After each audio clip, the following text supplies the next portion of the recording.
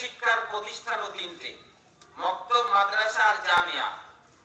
এই মক্তব, মাদ্রাসা, জামিয়াতে বাচ্চারা ইলম শিখবে।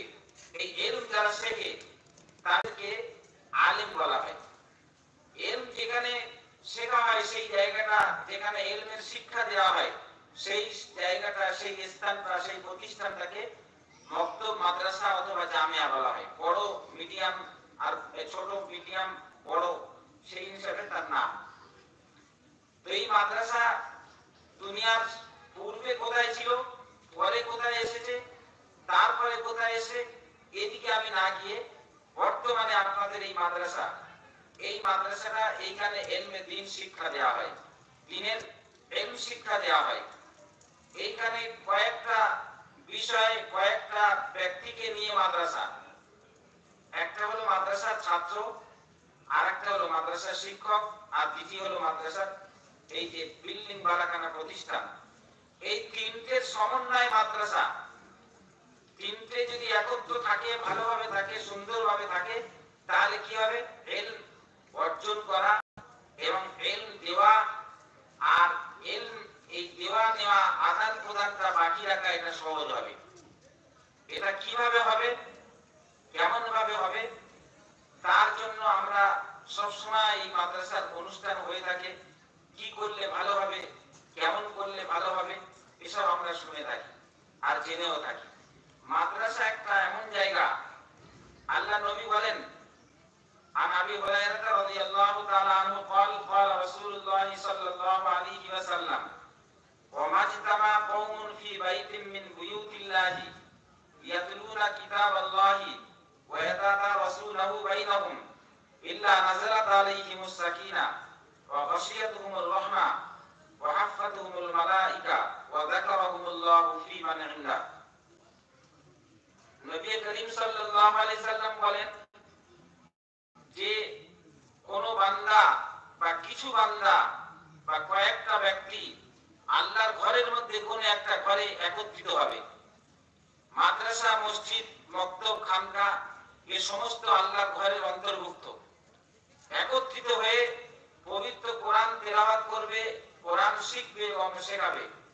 তাদের উপরে আল্লাহর পক্ষ থেকে ফেরেশতারা একত্রিত হয়। ফেরেশতারা তাদের উপরে রহমত বর্ষণ করে, তাদেরকে বেষ্টন করে নেয়। আল্লাহর রহমত বর্ষণ হয়, তাদের উপরে সাকিনা বর্ষণ হয়। আল্লাহ রাব্বুল আলামিন তার নিকটে যে সমস্ত ফেরেশতা আছেন, তাদের কাছে যারা এখানে ইলম অর্জন করে, ইলম শেখায়, শেখে, তাদের আলোচনা আল্লাহ সেখানে করে থাকেন আর করেন। যেখানে মাদ্রাসা, সেখানে 24 ঘন্টা কোরআনের তেলাওয়াত হয়, কোরআন শেখা হয়, কোরআন শেখানো হয়। তো সেইখানে আল্লাহর রহমত সব সময় বর্ষণ হয়, 24 ঘন্টা আল্লাহর রহমত বর্ষণ হয়।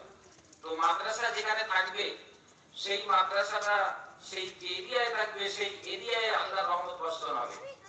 আর সেই এরিয়া শুধু নয়, মাদ্রাসায় থেকে ইলমে দ্বীন প্রচার প্রসার হয়, শেখানো হয়। এই মাদ্রাসা বাকি থাকলে সারা পৃথিবী বাকি থাকবে।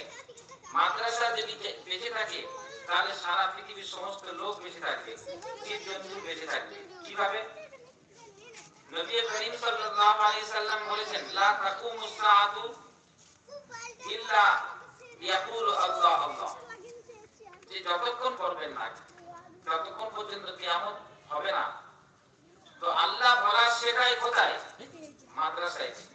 তাহলে মাদ্রাসা বেঁচে থাকলে সারা পৃথিবী বেঁচে থাকবে। সাইস্তাগফিরু লাহু মান ফিস সামাওয়াতি ওয়া মান ফিল আরদি হাত্তাল হুদ ফিল মাই ওয়া ফি রিওয়ায়াতিন হাত্তান নামলাতা ফি হুজরিহা ওয়া হাত্তাল হুদা ফিল মাই। আসমান জমিনে কিছু আছে, জীবজন্তু, ফেরেশতা, জিন, ইনসান, সবাই আলেমদের জন্য দোয়া করে। এমনকি গর্তের পিপিলিকা পর্যন্ত দোয়া করে, আর পুকুরের মাছ পর্যন্ত দোয়া করে। কেন?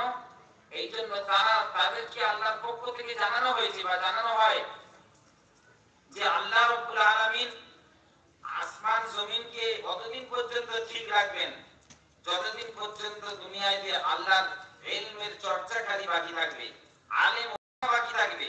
এই জন্য গর্তের পিপিলিকা এবং করে মাছ এদের জন্য মাগফিরাতের দোয়া করতে থাকে।